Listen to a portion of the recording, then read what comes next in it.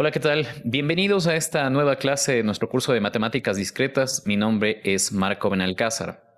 El día de hoy vamos a ver la última clase del tema de análisis de complejidad temporal de algoritmos. En particular, vamos a enfocarnos en el procedimiento, en estudiar el procedimiento que debemos aplicar para analizar justamente la complejidad de algunos algoritmos. En este caso, los algoritmos que vamos a estudiar son no recursivos o algoritmos iterativos, también podríamos llamarlos. Bien, entonces vamos a empezar con este primer caso o este primer algoritmo que nosotros vamos a estudiar. Hemos puesto aquí un pseudocódigo. Este algoritmo lo que hace es seleccionar el número máximo de una secuencia de n números. En definitiva, este algoritmo tiene como entrada un vector, ¿sí? O una secuencia de números. Y el objetivo es de esta secuencia de números que está representada computacionalmente a través de un vector, devolver aquel número que corresponda al valor más grande de todos los números que estoy ingresando. Aquí tenemos nosotros un pseudocódigo que nos dice que esta función se va a llamar largestElement, va a recibir como entrada el vector S y el número n. El número n nos indica explícitamente el tamaño de S. Evidentemente nosotros en una implementación práctica de este programa pues no necesitamos ingresar el valor de n, puesto que el valor de n lo podemos calcular internamente como parte de la función. Pero en este caso se pone de manera explícita el tamaño del vector. Ustedes pueden ver que en la línea 2 lo que hace este algoritmo es asignar a la variable largest el primer elemento del vector S, es decir, lo que hace es asumir que el valor más grande del vector está en la primera posición y después ejecuta un lazo for que empieza en la línea 3 y termina en la línea 5. Entonces, este lazo for va iterando desde 2 hasta n, es decir, va barriendo los elementos de S desde la segunda posición hasta la última posición. Y luego dentro de este lazo o por cada iteración de este lazo for se tiene esta comparación. Y nos dice que si el elemento de S en la posición K es más grande que el contenido de la variable largest, entonces, claro, evidentemente ese K sería por ahora el número más grande. Si ese K es más grande que la variable que contiene lo que se asume hasta ese momento, que es el número más grande. Entonces, evidentemente, si esta condición se cumple, es decir, la que está puesta en el if, se tiene que actualizar el contenido de la variable largest con el valor de el vector K, del vector S, perdón, en la posición K. Y finalmente esto se ejecuta un número determinado de veces, es decir, se ejecuta hasta que se barre toda la longitud del vector. Y finalmente lo que me queda en la variable largest es lo que debo devolver. Bien, entonces así es como funciona este procedimiento para encontrar el número más grande de un vector. El objetivo ahora es analizar este programa en términos de la complejidad temporal. Es decir, tenemos que plantear para el peor caso la función de complejidad temporal, y eso es lo que vamos a hacer en este momento. Entonces nosotros nos damos cuenta que la línea 2 siempre se va a ejecutar para este código, ¿sí? Independientemente del valor o de los valores que contenga S y del tamaño que contenga S. Entonces en la línea 2 se tiene una asignación. Luego se va a ejecutar todas las operaciones que involucran la ejecución de este for, ¿ok? Que empieza en la línea 3 y termina en la línea 5. Este lazo for, o por cada iteración de lazo for, tenemos esta comparación y producto de la comparación, si se cumple la condición de if, se va a ejecutar la línea 5. Evidentemente, la línea 5 en general no siempre se va a ejecutar, ¿ok? Pero como estamos analizando el peor de los casos, vamos a asumir que la condición del if siempre se cumple para cada elemento K del vector, para cada elemento del vector S, ¿ok? Y en consecuencia, pues, al ejecutarse la línea 5 siempre, vamos a decir que obviamente se ejecuta esta asignación y esa asignación va, como hemos dicho, a ejecutarse siempre eso implica que tenemos que contar cuántas veces itera el lazo for. El número de veces que itera el lazo for va, los límites van entre 2 y n. Eso implica que el lazo for se ejecuta un total de n-1 veces. ¿Ok? Entonces sería más n-1 veces que se ejecuta el lazo for. Y por cada ejecución o cada iteración del lazo for, nosotros vemos que se ejecuta una operación básica, que es la de asignación que se tiene en la línea 5. Y en función de esto, pues tenemos la función de complejidad n, ¿no? Y evidentemente lo que sigue de aquí ya es relativamente sencillo, ¿no? Haciendo el análisis asintótico de esta función discreta, en términos de la notación teta grande, tenemos que para el peor caso, el número de operaciones básicas que ejecuta este programa crece de manera lineal con respecto al tamaño del vector que estamos ingresando. Es decir, este algoritmo que nos sirve para calcular el máximo de un vector o de una secuencia es eficiente en términos computacionales, en términos de tiempo, por supuesto. No sé si tienen alguna pregunta de esta parte, me dicen por favor. En términos espaciales, este algoritmo va a necesitar un tamaño n, o la velocidad, digamos, de crecimiento del uso de memoria va a ser de orden también n, donde n es el tamaño del vector que estoy ingresando, ¿no? En definitiva, este programa va a consumir un tamaño de memoria proporcional al tamaño del vector. Eso es en definitiva lo que queremos decir. Acá tenemos otro algoritmo. Ahora vamos a estudiar o vamos a revisar este algoritmo de ordenamiento. Justamente este algoritmo se denomina algoritmo insertion sort. Y este algoritmo tiene su nombre precisamente por la forma en cómo hace o en cómo funciona el procedimiento que usa este algoritmo. La entrada de este algoritmo, como ustedes pueden ver, va a ser también un vector de números reales. Y la salida va a ser una permutación de este vector, es decir, un reordenamiento de los elementos de este vector. Más adelante veremos qué es formalmente una permutación, pero simplemente vamos a decir que este nuevo vector tiene los elementos ordenados y justamente eso es lo que se dice, ¿no? El elemento A'1 es menor o igual que el elemento A'2 y así sucesivamente hasta el enésimo elemento. Esta es una secuencia no decreciente, ¿no? Entonces, tengo como entrada, como ejemplo, el vector formado por los elementos 8, 2, 4, 9 y 3. Y este algoritmo lo que nos va a devolver, el algoritmo de insertion sort, es un vector, pero ahora con los elementos ordenados. Es decir, nos va a devolver un vector con los elementos 2, 3, 4, 6, 8 y 9 en el orden en el que los he mencionado. Aquí nosotros tenemos un pseudocódigo que describe el algoritmo insertion sort, ¿ok? Entonces, ustedes pueden ver que este algoritmo tiene un for, ¿sí? Luego tiene un while, ¿ok? Y ejecuta algunos swaps de elementos. Entonces, ese algoritmo insertion sort lo tenemos acá implementado en MATLAB, ¿ok? Y vamos a analizarlo en este momento. Bien, entonces aquí tenemos el algoritmo insertion sort, como le había manifestado, está implementado en MATLAB. Ok, entonces en realidad aquí deberíamos poner un function.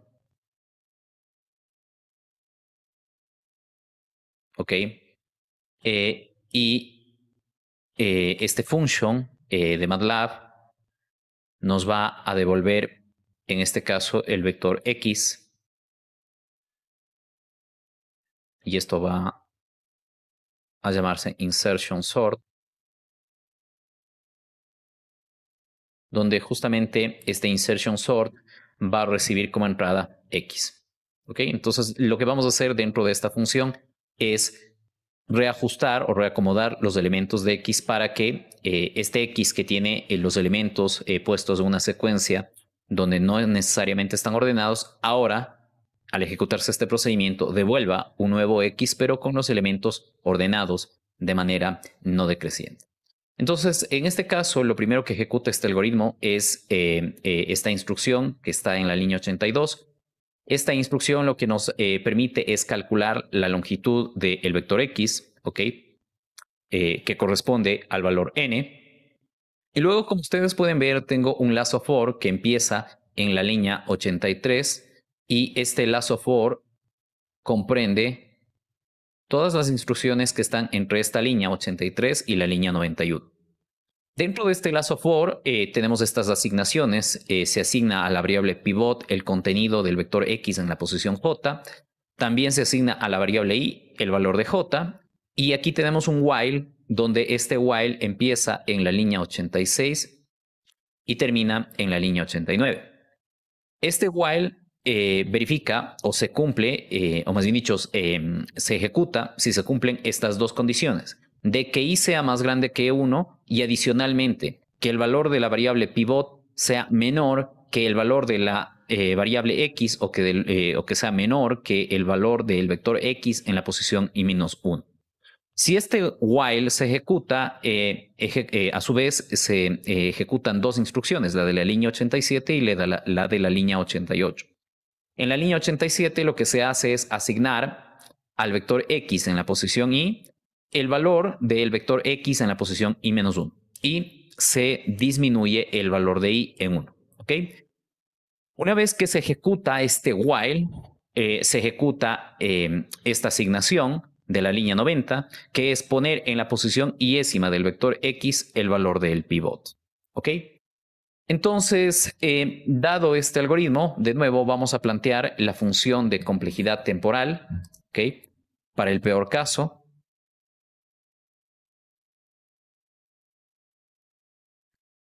En este caso, en la línea 82, la instrucción de la línea 82 o la asignación de la línea 82 siempre se va a ejecutar. Por lo tanto, esto implica una operación. El lazo for, que empieza en la línea 83 y abarca las instrucciones hasta la línea 91, se ejecuta un total de n-1 veces, ¿ok? Pero dentro de este lazo for, obviamente hay varias instrucciones. Hay esta asignación, ¿ok? Entonces aquí tendríamos una asignación, ¿ok? La de la línea 84, más otra asignación, la de la línea 85. Y lo que está dentro del lazo while lo vamos a revisar en un momentito. Saltémonos al contenido de la línea 90. En la línea 90 también hay una asignación, ¿ok? Y aquí tenemos que sumar lo que se ejecuta o el número de instrucciones que se ejecutan producto de la ejecución del lazo while. ¿Ok? Entonces, como ustedes pueden ver, el valor de i empieza en j, ¿ok?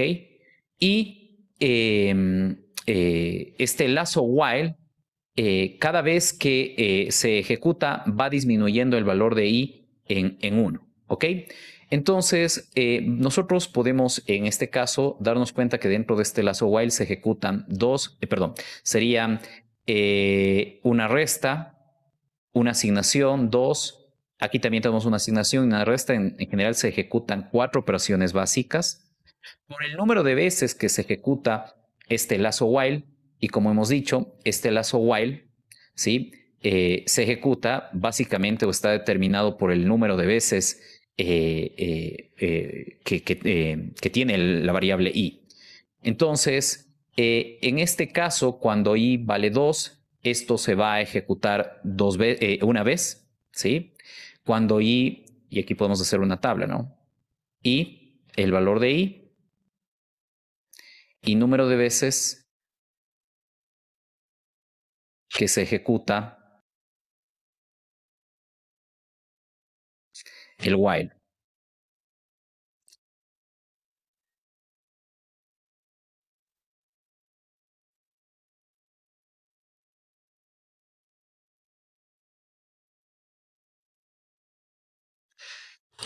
Estamos asumiendo obviamente para el peor de los casos, es decir, de alguna manera ignoramos esta condición de acá, ¿no?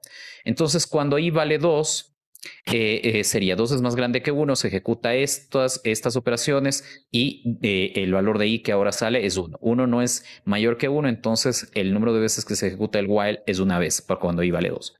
Cuando i vale 3, el número de veces que se ejecuta será 3 es más grande que 1 si sale del while o termina la primera iteración del while y el valor de i es 2. 2 es más grande que 1 si cuando termina esta iteración el valor que sale es 1. Entonces en este caso se ejecuta 2 veces. Y así sucesivamente hasta que i valga n, donde en este caso el número de veces que se va a ejecutar el while es n-1 veces. ¿Ok? Entonces, en este caso, nosotros sabemos que el número de veces en total que se va a ejecutar el while, ¿ok? Va a ser la suma de todas estas instrucciones que tenemos acá, ¿ok? Entonces, vamos nosotros a calcular primero esto, ¿ok? Esto es igual, podríamos decir que esto es la suma de todos los enteros comprendidos entre 1, más bien dicho, la suma de todos los enteros comprendidos entre 1 y a era igual a medios por a más 1, ¿ok? Y si ahora reemplazamos a por n-1, entonces esto nos queda n-1 medios y por a, que es n-1 más 1, por n. Ok. Entonces, esto sería el número total de veces que se ejecutan estas instrucciones de aquí. ¿Ok? Entonces, acá tenemos que separar esta parte, ¿no? Entonces, bien, esta asignación de la línea 84, esta asignación de la línea 85 y la asignación de la línea 90 se ejecutan el número de veces que se ejecuta el lazo for y este lazo for se ejecuta un número n-1 veces. ¿Ok? Más el número de instrucciones que se ejecutan en la línea 87 y 88. Eso es el número de veces que itera este for y el número de veces que itera este while. Bueno, pues esa suma ya la tenemos acá y esto sería igual a n por n-1, reescribiendo todo, ¿sí? Dividido para 2 y esto por el número de operaciones básicas que se ejecutan, que son 4. ¿Ok? Entonces, esto nos da un total de 1 más 3n menos 3, ¿ok? Y tendríamos más 2n cuadrado menos 2n, ¿ok? Y esto nos daría un total de 2n al cuadrado más n y menos 2. Esto tiene un orden de crecimiento asintótico n al cuadrado. Ok, entonces el algoritmo Quick Insertion Sort, disculpe, el algoritmo de ordenamiento Insertion Sort, para el peor de los casos, tiene un crecimiento polinómico de segundo orden para el número de operaciones básicas que ejecuta este algoritmo con respecto al tamaño del problema, con respecto en este caso al tamaño del vector que se debe ordenar. ¿Ok? Y eso es justamente lo que podemos ver un poquito más adelante. Sí, ya me adelanté en esta parte. Bueno, entonces, esta es la complejidad temporal de este algoritmo para el peor de los casos. La complejidad espacial de este algoritmo también es lineal, al igual que en el caso anterior, al igual que en el algoritmo donde encontraba el máximo de un vector, puesto que lo que necesita almacenar en la memoria va a ser básicamente el vector que estamos operando, ¿no? Y por ahí va a almacenar unas variables del contenido de pivot, del contenido de i y de j, pero bueno, ese número de variables siempre va a permanecer constante independientemente del tamaño del vector. Entonces, por eso, el crecimiento espacial de este algoritmo va a ser lineal, a diferencia del crecimiento del tiempo, que es cuadrático. Aquí tenemos una ilustración que nos muestra cómo funciona el algoritmo Insertion Sort. ¿Ok? Entonces, en este caso toma como pivot el número 3 y lo compara con el elemento que está a la izquierda. Si es menor, ¿ok? Desplaza el elemento que está a la izquierda, luego lo compara con el siguiente y sigue desplazando hasta ubicarlo en la posición correspondiente. 1 es menor que 6, desplaza el 6 a la posición de 1. 1 es menor que 5, desplaza el 5. 1 es menor que 3, desplaza el 3 y lo pone en la posición correspondiente, ¿no?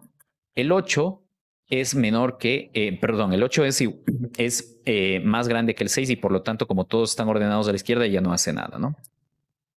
El 2 es menor que el 8, desplaza al 8 a la posición del 2. El 2 es menor que el 7, desplaza el 7. Es menor que el 6, desplaza el 6. Es menor que el 5, desplaza el 5. Es menor que el 3, desplaza el 3. Y como no es menor que el 1, bueno, pues lo inserta entre el 1 y el 3. Y de ahí el nombre de insertion sort. Bien, no sé si tienen alguna pregunta de esta parte. Bueno, aquí está una ilustración de cómo funciona el algoritmo. Y acá ya hemos hecho nosotros el análisis de complejidad temporal y hemos mencionado cuál es el orden de crecimiento de la complejidad espacial también para este algoritmo. Como ustedes pueden ver, este algoritmo está al borde de ser ineficiente, ¿ok? Tiene una complejidad para el peor caso n al cuadrado. Ok, aquí tenemos digamos, otra ilustración que nos muestra qué es lo que hace este algoritmo insertion sort. Sin embargo, creo que con la animación que anteriormente presentamos, pues quedaba más claro, ¿no? Entonces, asume que en la primera iteración el segundo elemento es el pivot y lo compara con los elementos que están a la izquierda. Si es menor, bueno, pues inserta en la posición donde estaba el 8 y el 8 lo pone para no perderlo en la posición del 2 y así sucesivamente hasta que finalmente tenemos el vector ordenado.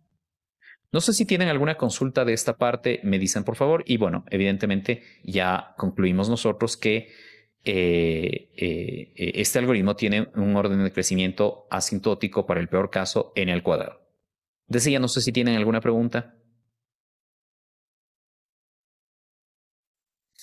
Bien, avanzamos con otro algoritmo de ordenamiento. Este algoritmo de ordenamiento es denominado el método de la burbuja o en inglés el método bubble sort. El método de la burbuja o el algoritmo de la burbuja ordena vectores de números reales usando justamente el procedimiento que se indica en esta animación. Justamente se define esta ventana de dos elementos. Esta ventana va avanzando de izquierda a derecha, ¿ok? Y de ahí el nombre de burbuja. O sea, justamente esta ventana es una especie de, o puede ser vista como una burbuja que va ascendiendo, ¿no? Entonces, entran los elementos 8 y 4, compara estos dos elementos y determina que el 4 debe estar primero que el 8, ¿ok? Y por lo tanto, el 8 es el elemento más grande de este arreglo y este elemento, al ser el más grande, le corresponde la última posición. De nuevo, vuelve la burbuja, ¿ok? Y como ustedes pueden ver, determina cuál es más grande. El más grande lo pone a la derecha, el más pequeño va a la izquierda, ¿ok? Y de esta manera, como ustedes pueden ver, el efecto que produce esta burbuja es de ir arrastrando el número más grande que se tiene y ponerlo en la parte derecha del arreglo, ¿ok? Entonces, de esta manera encuentra que el 7 es el segundo elemento más grande de este arreglo. 1 es menor que 3, por lo tanto va 1, 3. 3 es menor que 5, lo deja tal y como está. 5 es menor que 6, ¿ok? 2 es menor que 6, por lo tanto hace el swap. ¿Ok? Y 4 es menor que 6, también hace un swap. Y lo que le queda ahora es, o lo que ha hecho es hasta ahora encontrar los tres elementos más grandes de este arreglo. Y obviamente así iterará hasta que obviamente este vector quede completamente ordenado. Bien. En este caso tenemos este pseudocódigo que nos indica que el nombre de este algoritmo va a ser bubble sort. Tiene como entrada un vector, ¿sí?, de n elementos, ¿ok? Entonces, en este caso, i va a valer 1, j va a valer n, ¿ok? Por lo tanto, este vector S tiene un tamaño de n elementos. Y ustedes pueden ver que este procedimiento o este algoritmo tiene dos lazos for anidados y un if dentro del segundo lazo for anidado. Si se cumple la condición de este if, entonces se ejecuta la línea 5. Bueno, en este caso vamos a asumir, dado que estamos analizando, vamos a analizar este algoritmo para el peor caso, que la condición de la línea 4 siempre se va a cumplir, es decir, que la línea 5, por cada iteración del lazo for interno y por cada, evidentemente, iteración del lazo for externo, se va a cumplir. Como ustedes pueden ver, aquí tenemos un swap o un intercambio de valores. ¿ok? Eso hemos dicho que es una operación básica, ¿ok? Y esta operación básica se tiene que ejecutar el número de veces, básicamente, que se ejecuta estos dos lazos for, ¿ok? Y el número de veces que se ejecuta estos dos lazos for, ¿ok? En este caso, cambiando los valores, sería desde p igual a 1, esto sería hasta n, esto valdría n, ¿ok? Y acá abajo tendríamos que el q empieza en i, que es 1, esto lo reemplazaríamos por 1, y dice desde j hasta menos p, donde p es el índice del siguiente, del lazo for, del primer lazo for, ¿ok? Entonces esto sería igual a n menos p, ¿ok? Entonces nosotros ya habíamos analizado cuando teníamos dos lazos for anidados con estos límites, estos dos lazos for iteraban un total de n medios por n más 1 veces, ¿ok?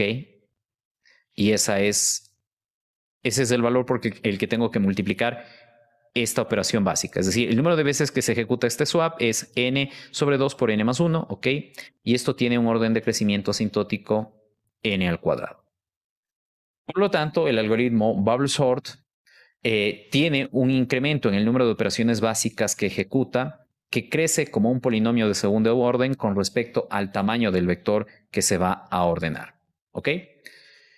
No sé si tienen alguna pregunta hasta este punto. Bueno, antes de eso, simplemente mencionar que igualmente la complejidad espacial de este algoritmo es del orden n, es decir, es una complejidad lineal, debido a que en este caso el tamaño de la memoria que usa este programa va a crecer en función del tamaño del vector que yo estoy ingresando. Ok. Dicho esto, no sé si tienen alguna consulta, me dicen por favor hasta esta parte. ¿No? ¿Estamos claros hasta aquí? Entonces vamos a avanzar. Acá tenemos otro algoritmo de ordenamiento. Este no es un algoritmo iterativo. Este es un algoritmo recursivo. No lo vamos a analizar en profundidad, puesto que más adelante nosotros analizaremos el tema de complejidad de algoritmos recursivos, para lo cual necesitamos estudiar algunos conceptos adicionales a los que hemos estudiado ahora. Simplemente es importante que tengamos en cuenta que para el algoritmo merge-sort, ¿okay?, que es un algoritmo de ordenamiento, cuyo nombre justamente indica qué es lo que hace este algoritmo. Este algoritmo lo que hace es ordenar mediante fusión de vectores, ¿ok? Entonces, este algoritmo tiene una complejidad, para el peor caso, teta grande de n log n. N log n es una complejidad menor que la complejidad n al cuadrado, ¿ok? En pocas palabras, lo que estamos diciendo entonces es que merge sort, con respecto a los dos algoritmos de ordenamiento que hemos visto, con respecto a insertion sort y con respecto a bubble sort, o ordenamiento por inserción o ordenamiento por el método o usando el método de la burbuja, es más eficiente, ¿ok? Es más eficiente para ordenar vectores de gran tamaño. Eso en definitiva es lo que nos indica esta complejidad. Dado que n log n es menor que n al cuadrado, entonces merge sort para ordenar vectores de gran tamaño es más eficiente o va a consumir menos tiempo que insertion sort y que bubble sort, ¿ok?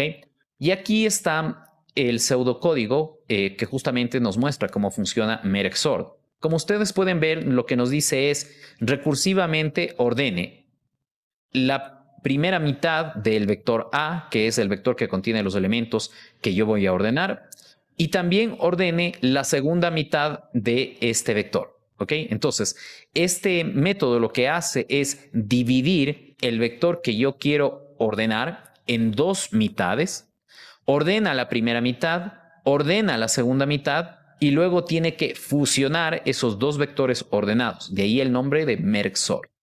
¿Ok? Este algoritmo usa la estrategia divide y vencerás, ¿ok? Una estrategia bastante interesante y bastante útil para resolver algunos problemas de computación. Entonces, para ver en acción esta escena, ¿ok?, vamos a considerar el vector original que se va a ordenar, que es este que ustedes ven aquí. Este vector se divide en dos mitades, esto a su vez se divide en otras dos mitades, cada vector se divide otra vez en mitades, ¿ok? Y una vez que se hace esta división y ya no se pueden dividir más los elementos, ahora sí tengo que fusionarlos, ¿ok? Y la fusión se hace, obviamente, produciendo vectores que están ordenados de manera no decreciente, ¿ok? Entonces se ordenan estos vectores. Ahora tengo que fusionar los vectores 5 y 6 con el vector que contiene los elementos 1 y 3 de manera no decreciente. ¿Ok? Y también tengo que juntar o fusionar los vectores que contienen el elemento 7 y 8 con el vector que contiene los elementos 2 y 4. ¿Ok? Una vez que se terminan de fusionar estos vectores, ahora fusiono estos dos para obtener el vector final. Y de esta manera, pues, Merge-Sort ordena un vector. Esto que hemos visto de dividir el problema en subproblemas, a eso se conoce como la estrategia divide y vencerás, que como se indica aquí, lo que hace es dividir de forma recursiva un problema en subproblemas del mismo tipo, es decir, donde el problema que tengo que resolver con estos vectores resultantes de dividir el vector original es también un problema de ordenamiento en este caso. Esta división se realiza hasta que los problemas resultantes se vuelven lo suficientemente simples como para ser resueltos o simplemente ya no se puede dividir más. Obviamente yo ya no puedo dividir un vector que tiene un solo elemento. Luego lo que se hace es juntar las soluciones de cada uno de los subproblemas para obtener la solución original, que es lo que acabamos de ver en este caso. Insisto, en esta parte nosotros no vamos a estudiar cómo analizar la complejidad temporal de este programa. Lo analizaremos más adelante. Simplemente mencionamos que hay un algoritmo de ordenamiento que se llama Merge-Sort que es más eficiente para ordenar vectores de gran tamaño con respecto a los algoritmos de ordenamiento por inserción y del algoritmo de ordenamiento por la burbuja. A propósito, este orden de crecimiento asintótico es la multiplicación de dos términos de n y log n. El n viene del algoritmo merge y el log n viene del ordenamiento de los elementos dentro de los subgrupos. Es decir, aquí están, digamos, juntadas las complejidades de las dos partes que tiene este algoritmo. De el ordenamiento de los elementos de los subvectores y de la parte de fusión. No sé si tienen alguna pregunta hasta este punto, me dicen por favor.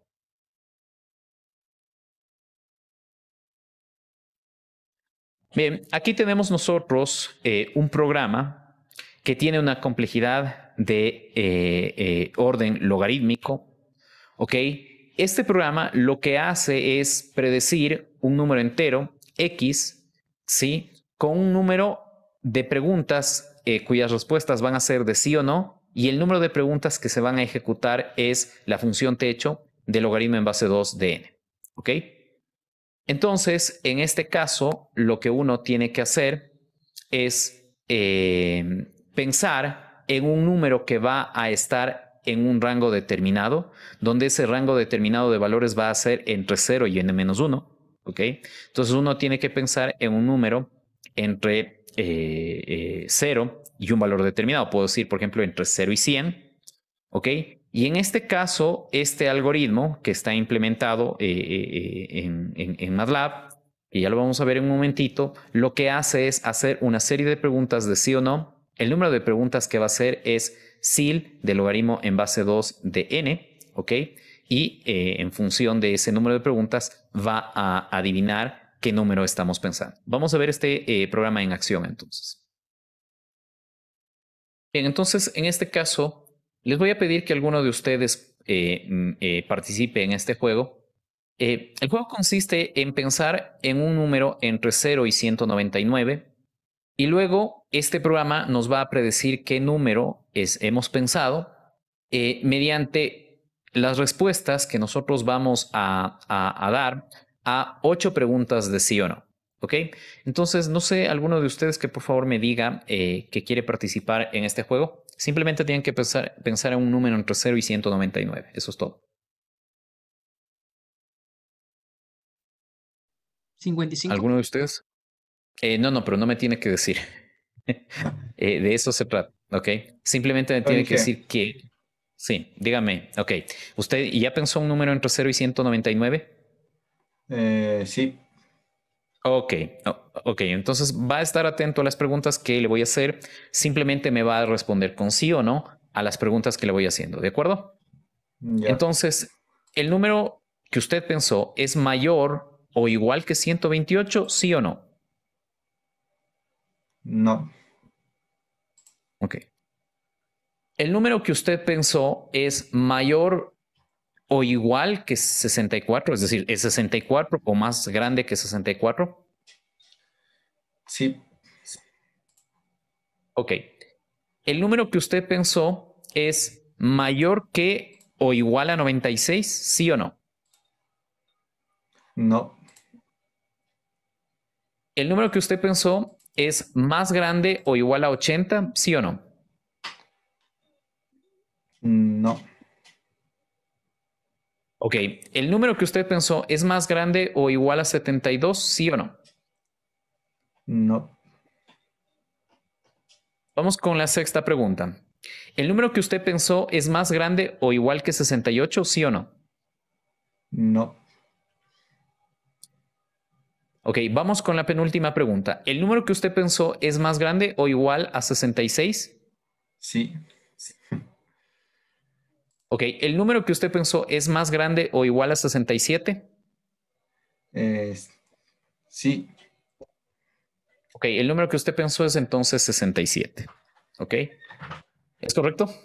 sí, Ok, muchas gracias. Entonces, este programa, ok, tiene el código que les voy a mostrar en este momento. Entonces, aquí está el código de este programa. De hecho, está compartido con ustedes. Ok, entonces yo aquí tengo que decir cuál es el límite superior del rango de números que yo voy a considerar para seleccionar el número que intento predecir, ¿no? Entonces, en este caso he puesto 200 y el número va entre 0 y n-1. Aquí puedo poner 1000, qué sé yo, o poner un número más grande. Evidentemente, mientras más grande sea este número, ¿ok? O la cota superior de esta secuencia de números enteros que están entre 0 y n-1, más preguntas debo yo hacer. Ok, ahora ustedes pueden ver que en la línea 27 se calcula el valor de n minúscula, donde el valor de n minúscula está dado por la función techo del logaritmo en base 2 de n. Entonces, este n minúscula nos da el número de preguntas que debemos realizar. Ok, después simplemente lo que hacemos es imprimir el texto correspondiente que se ve. Él piensa en un número entre 0 y n-1 y luego yo lo predigo haciéndole un total de 8 preguntas de sí o no. Este es el texto que aparece, que aparecía en la pantalla. Ok. Luego tenemos un lazo for que empieza en la línea 36 y termina en la línea 51. Y ustedes pueden ver que este lazo for va desde 1 hasta n. ¿Ok? Este n minúscula es básicamente el logaritmo de el máximo número de la secuencia que yo voy a predecir. Entonces, en definitiva, si medimos el tamaño del problema por el máximo número de la secuencia que yo intento predecir, pues este lazo for se va a ejecutar un número de veces equivalente al logaritmo en base 2 del máximo número que intento predecir. Ahora, ¿qué tenemos dentro de este for? Dentro de este for tenemos este if, ¿ok? En cualquier caso que se ejecute este if, lo que yo tengo es asignación, potenciación y resta. ¿Ok? En definitiva, tengo operaciones básicas, un número constante de operaciones básicas. En la línea 43 también tengo otro if. De nuevo, independientemente de si la respuesta es sí o no, se hace una asignación. Lo que cambia es si es que se responde como sí, se asigna 1 a la variable vector en la posición i, y si se responde no, se asigna 0 a la variable vector en la posición i. Y finalmente tengo, de nuevo, un conjunto de operaciones básicas. Entonces, tengo un conjunto de operaciones básicas que se ejecutan un número de veces equivalente al logaritmo en base 2 de n mayúscula, donde n mayúscula nos da el tamaño del problema. Y es con esto fácil entender que la complejidad de este programa tiene un orden de crecimiento, la complejidad temporal tiene un orden de crecimiento logaritmo en base 2 de Entonces, este programa que acabamos de analizar tiene un orden de crecimiento logaritmo en base 2 de n, que es un orden de crecimiento menor que un crecimiento lineal. ¿Ok? Bien, entonces aquí tienen un programa con el que pueden jugar un poco con otra persona. ¿Ok? Avanzamos. Aquí tenemos, en cambio, un programa que tiene un orden de crecimiento exponencial. En este caso, el objetivo de este programa es encontrar por fuerza bruta o adivinar por fuerza bruta una clave binaria de longitud n. Ok, vamos a explicar un poco más el objetivo de este problema. Gracias. Bien, entonces en este caso el problema consiste en lo siguiente. Vamos a asumir que nosotros hemos fijado una clave, ok, una clave binaria. Vamos a poner en este caso con la letra B para decir que son bits los que están ahí. Entonces, nosotros hemos creado una clave binaria de longitud n, decía el problema. Esta clave binaria la vamos a representar mediante un vector, donde aquí va a estar el valor del primer bit, el valor del segundo bit, y así sucesivamente hasta el enésimo bit. ¿Ok? Entonces, nosotros seteamos algunos de estos bits en 0, otros en 1, y con eso nosotros creamos nuestra clave binaria. Ahora, el objetivo es adivinar cuál es esta clave binaria por fuerza bruta. Entonces, para eso vamos nosotros a construirnos una tabla donde vamos a denotar con X los valores de los bits de la clave que nosotros, de las claves que nosotros vamos a probar. ¿Ok? Entonces vamos a hacernos más bien una tabla, como decía, para que esto quede más claro.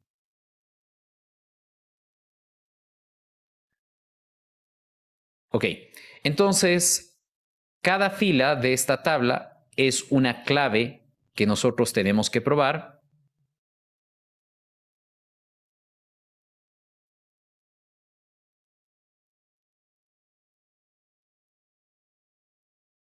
Y cuando nos dice que vamos a hacer, a adivinar cuál es la clave, o lo que queremos hacer es encontrar la clave por fuerza bruta, lo que en definitiva nos están diciendo es que tenemos que generar una lista de las posibles claves que nosotros tenemos, donde cada fila es una clave, y una a una tenemos que ir probando estas claves para ver si alguna de estas coincide o no con, evidentemente, la clave que hemos fijado.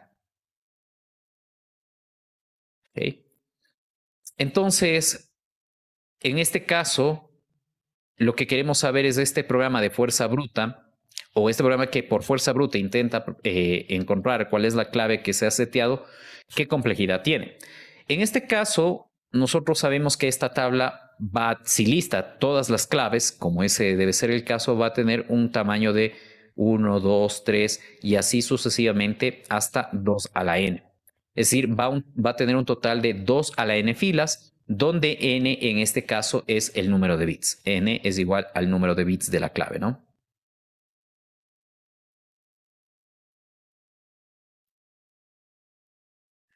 Ok, entonces, este algoritmo lo que va a tener que hacer, no vamos a crear, digamos, el algoritmo, pero sí vamos por lo menos a poner la estructura que tendría este algoritmo. Este algoritmo lo que va a tener que hacer es generar las claves, ¿ok? Y una a una probar si estas claves, si cada una de las claves generadas corresponde o no a la clave que intentamos probar. Entonces va a tener que ir desde 1 en pasos de 1 hasta 2 a la n. Lo que va a tener que hacer es generar la clave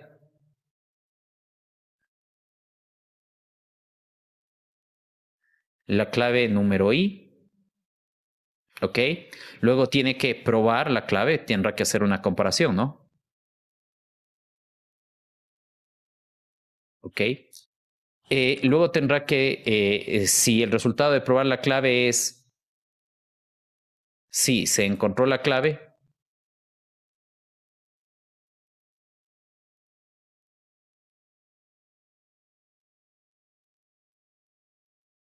Si la clave es correcta, bueno, pues tendrá que parar la ejecución del programa. Esto en MATLAB se hace con return, ¿ok? Caso contrario, no hace nada, ¿ok? Y sigue iterando, ¿no? Y aquí terminaría la for. Ok, entonces, en definitiva, ustedes pueden ver que generar la clave, como la clave tiene la misma longitud, va a demandar el mismo número de operaciones. En este caso, digamos que esto va a tomar n operaciones. Ok.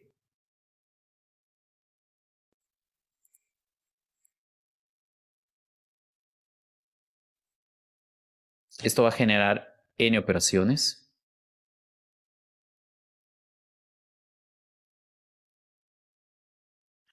El probar la clave implica comparar elemento a elemento, entonces también esto va a ser n operaciones o n comparaciones. Este if, en definitiva, no va a ejecutar ninguna operación básica y este lazo for va a tener o va a ejecutarse un total de veces de 2 a la n. En definitiva, para el peor caso,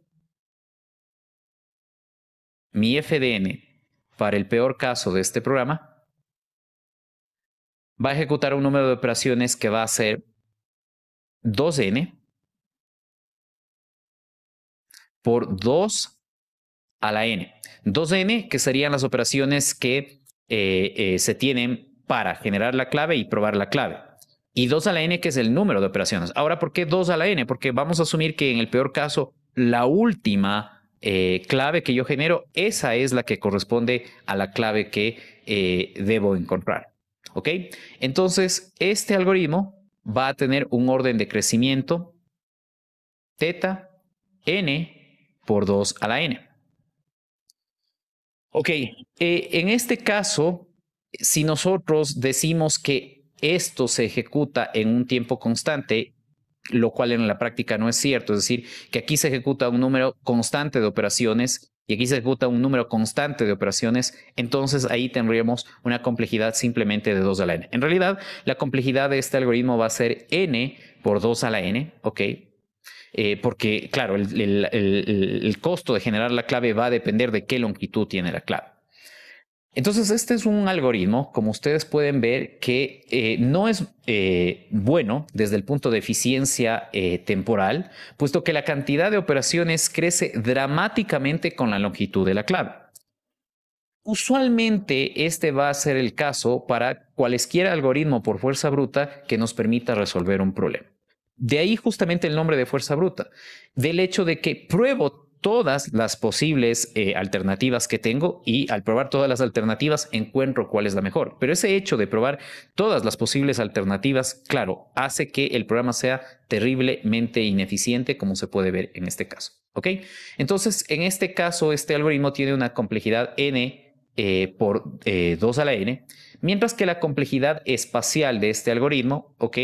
Si yo genero o genero las claves una a una, va a tener una longitud o un orden de crecimiento lineal. ¿Por qué? Porque al final la clave que tengo que almacenar es igual a el número de componentes, que es n, ¿ok? Entonces, la complejidad espacial de este programa será lineal, mientras que la complejidad temporal es n por 2 a la n. No sé si tienen alguna pregunta de esta parte, me dicen, por favor. ¿No? Entonces, en conclusión, para este programa, nuestro orden de crecimiento es n por 2 a la n. A propósito, en todos los programas que hemos analizado, o en algunos de estos programas que hemos analizado, hay implementaciones en MATLAB que ustedes pueden pues verificar cómo funcionaría, ¿ok? Bien, entonces con esta parte hemos analizado o hemos puesto algunos ejemplos de algunos algoritmos que tienen diferentes velocidades de crecimiento del número de operaciones básicas que estos ejecutan con respecto al tamaño del problema. Hemos visto el algoritmo que nos permite calcular el máximo de un vector. Este algoritmo tenía un orden de crecimiento del número de operaciones lineal con respecto al tamaño del problema. Después vimos tres algoritmos de ordenamiento, el algoritmo de ordenamiento por inserción y el algoritmo de ordenamiento por la burbuja, donde estos dos algoritmos tenían un orden de crecimiento del número de operaciones básicas que ejecutan de n al cuadrado con respecto al tamaño del vector que se debe ordenar. Para estos tres algoritmos, para el algoritmo que nos permite encontrar el máximo de un vector, y para el algoritmo de ordenamiento por inserción y para el algoritmo de ordenamiento por el método de la burbuja, el orden de crecimiento de la memoria o el orden de crecimiento espacial es lineal. ¿Ok? Es lineal o vale n, donde n es el tamaño del vector. Habíamos visto también, sin haber hecho los cálculos, el algoritmo Merge-Sort, que es un algoritmo de ordenamiento por fusión que utiliza la estrategia divide y vencerás, donde este algoritmo en cambio tiene una complejidad n log n, una complejidad temporal n log n, y de los tres algoritmos de ordenamiento, pues para ordenar vectores de gran tamaño, pues este es el algoritmo que deberíamos usar. ¿Por qué? Porque de los tres algoritmos estudiados, este es el que menos operaciones básicas ejecuta y por ende menos tiempo va a demorarse ordenando vectores de gran tamaño. Luego habíamos visto un algoritmo que tenía un orden de crecimiento log n, ¿ok? Ese algoritmo nos permitía adivinar con una serie de preguntas de sí o no el número que hemos pensado en una secuencia continua de números entre 0 y un número que nosotros fijamos como límite o cota superior de la secuencia de números, de entre los cuales seleccionamos a uno que lo intentamos predecir con ese programa. Y finalmente hemos visto un algoritmo no muy inteligente, no muy sofisticado, que nos permite adivinar la clave con la que hemos protegido un sistema donde hemos asumido que esta clave tiene ceros y unos, es decir, está formada por bits, ¿ok? Está formada por n bits y en este caso el orden de crecimiento temporal de este algoritmo es n por 2 a la n, es decir, es un algoritmo terriblemente ineficiente desde el punto de vista de tiempo. En cuanto al consumo de memoria, este algoritmo de craqueo de passwords al que le hemos dado ese nombre, de craqueo de passwords, tiene una complejidad espacial de n, si es que las claves se van generando una a la vez. Si creamos esta tabla, pues va a tener una complejidad también exponencial. Obviamente no nos conviene para nada almacenar esta tabla en memoria porque nos va a consumir un montón de memoria, ¿no?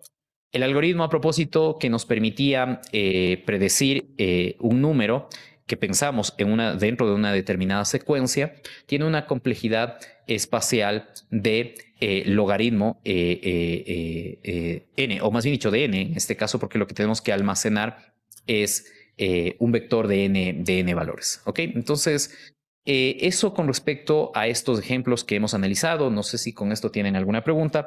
Lo que vamos a hacer de aquí en adelante es a razonar un poco en términos de notaciones asintóticas de algoritmos dados ciertas condiciones o ciertos casos específicos. Bueno, entonces decía, no sé si tienen alguna consulta, me dicen por favor. ¿No? Ok, entonces vamos a avanzar. Aquí vamos a analizar, como decía, algunos casos, algunos problemas que nosotros podemos enfrentar en la vida cotidiana, donde justamente nosotros tenemos un problema determinado y lo que tenemos que hacer es seleccionar uno de dos algoritmos. En la práctica podemos seleccionar uno de varios algoritmos, pero digamos, con tener dos alternativas ya es suficiente como para tener un criterio en función del cual seleccionamos un algoritmo, y obviamente ese criterio pues también se aplicará cuando tenemos tres algoritmos o más entre los cuales tenemos que nosotros seleccionar a un algoritmo, ¿ok? Para resolver un problema determinado. Bien, en este caso, todas las preguntas van a decir qué algoritmo va a seleccionar. Y las condiciones de los algoritmos son las que se indican aquí. Entonces vamos a asumir que por un problema determinado tenemos un algoritmo A y un algoritmo B. ¿Ok? Y tanto el algoritmo A como el algoritmo B resuelven el problema, es decir, nos dan la solución correcta de ese problema. Sin embargo, el algoritmo A tiene una función de complejidad temporal 200n, es decir, el número de operaciones básicas que ejecuta el algoritmo A para resolver el problema es 200 por n, donde n es el tamaño del problema. Evidentemente esto tiene un crecimiento, un orden de crecimiento O grande lineal. Por otro lado, tenemos el algoritmo B, que ejecuta 2 a la n operaciones básicas para resolver un problema de tamaño n, y esto implica un crecimiento polinómico de segundo orden. Dados estos dos algoritmos, la pregunta es ¿cuál seleccionamos para resolver un problema? Bien, vamos a darnos cuenta que en este caso la respuesta va a ser depende, pero depende de qué cosa. En este caso vamos a analizar el hecho de que la selección del algoritmo A o del algoritmo B va a depender de qué tamaño de problema yo estoy usando. ¿Ok? Si el tamaño del problema es grande, claro, y aquí ya vamos a cuantificar qué significa tamaño grande, porque evidentemente grande es un término relativo, no es un término absoluto, ¿no? No es que hay un número que diga de aquí para acá es grande y de aquí para acá es pequeño.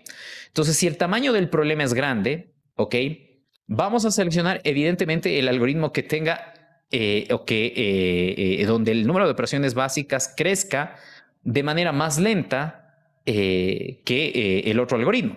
Entonces, en este caso, si el tamaño del vector es grande, seleccionaremos el algoritmo A, porque el número de operaciones básicas en A crece de manera lineal, mientras que el número de operaciones básicas en B crece como un polinomio de segundo orden. Pero ahora, estos dos algoritmos nos dan también la función de complejidad temporal, que nos da la cantidad exacta o un buen aproximado del número de operaciones básicas que ejecutan estos algoritmos. Entonces, en este caso, nosotros podemos decir o encontrar el número de operaciones o el tamaño del problema, más bien dicho, para el cual estos dos algoritmos ejecutan el mismo número de operaciones básicas. ¿Cómo? Pues simplemente igualando 200 y n. ¿Ok? Y esto nos da un tamaño de problema igual a 100. Entonces, para problemas de tamaño 100, para problemas de tamaño 100 o menos, el algoritmo B es más rápido que el algoritmo A. ¿Por qué? Porque la función de complejidad temporal del algoritmo B nos da valores más pequeños del número de operaciones básicas que el algoritmo A para cuando el tamaño del problema es de 100 o menos. ¿Ok? Y esto es una cosa sorprendente porque, claro, esta función de aquí es cuadrática y esta función es lineal. Sin embargo, para ciertos valores de n, esta función de aquí nos da valores más pequeños. Entonces, cuando nosotros decíamos n grande significa más grande que 100. Entonces, cuando el tamaño del problema es más grande que 100, ahí seleccionaremos el algoritmo A, mientras que cuando el tamaño del problema es más pequeño que 100 o igual a 100, seleccionaremos el algoritmo A. Perdón, dije, para tamaños de problema de 100 o menos, vamos a seleccionar el algoritmo B. Y para tamaños de problema de 100 o más, ahí sí, vamos a seleccionar el algoritmo A. ¿Ok? En 100 da igual qué algoritmo seleccionemos, si A o B, ¿no? ¿Ok? Porque los dos ejecutan el mismo número de operaciones. Entonces, cuando decimos para tamaños de problema grandes, para este caso particular, un tamaño de problema grande es 100 o más. ¿Ok? Entonces, espero que quede claro con esto que la notación asintótica aplica para problemas de gran tamaño, pero este tema de qué significa grande va a estar dado dependiendo de el problema específico que yo esté considerando, obviamente, y de qué algoritmos estoy comparando. ¿Ok? Entonces aquí, para estos dos algoritmos que estoy comparando, 100 define la frontera entre lo que es pequeño y lo que es o consideramos grande. No sé si tienen alguna pregunta de esta parte, me dicen por favor. Ok, avanzamos. Misma pregunta. Tenemos dos algoritmos, el A y el B. Estos dos algoritmos resuelven o nos dan la solución exacta para un problema, ¿ok? Y la pregunta es ¿con cuál nos quedamos? Si con el algoritmo A o con el algoritmo B. Ahora para decidir tenemos dos atributos que debemos analizar. El primero es la velocidad de crecimiento del número de operaciones con respecto al tamaño del problema, que es n, que está en esta primera fila. Y en el segundo caso tenemos el crecimiento de la memoria. ¿Ok? Entonces el algoritmo A tiene una complejidad n log n para el tiempo y una complejidad n al cubo para el uso de memoria. El algoritmo B tiene una complejidad n al cuadrado para el tiempo, mientras que una demanda de memoria lineal con respecto al tamaño del problema. ¿Cuál algoritmo seleccionamos? ¿El A o el B? Como habíamos dicho anteriormente, la respuesta es depende. En este caso, ¿depende de qué? Depende del computador o de los recursos que tenga el computador en el cual vamos a correr el algoritmo. Si tenemos un computador en donde el procesador no es muy rápido, pero tenemos una gran cantidad de memoria RAM instalada, vamos a seleccionar el algoritmo A. ¿Ok? Porque si tenemos gran cantidad de memoria, bueno, pues esa gran cantidad de memoria que tiene el computador nos va a permitir cubrir la demanda de memoria que es grande del algoritmo A.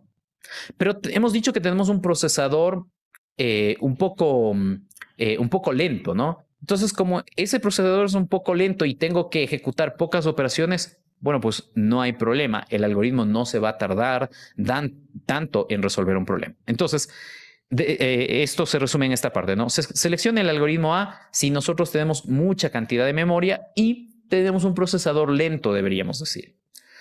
Ahora, ¿cuándo seleccionamos el algoritmo B? El algoritmo B demanda de poca memoria, pero sin embargo ejecuta una gran cantidad de operaciones básicas. Entonces, el algoritmo B seleccionaremos cuando tengamos un equipo con un procesador rápido, pero con una memoria limitada. ¿Ok?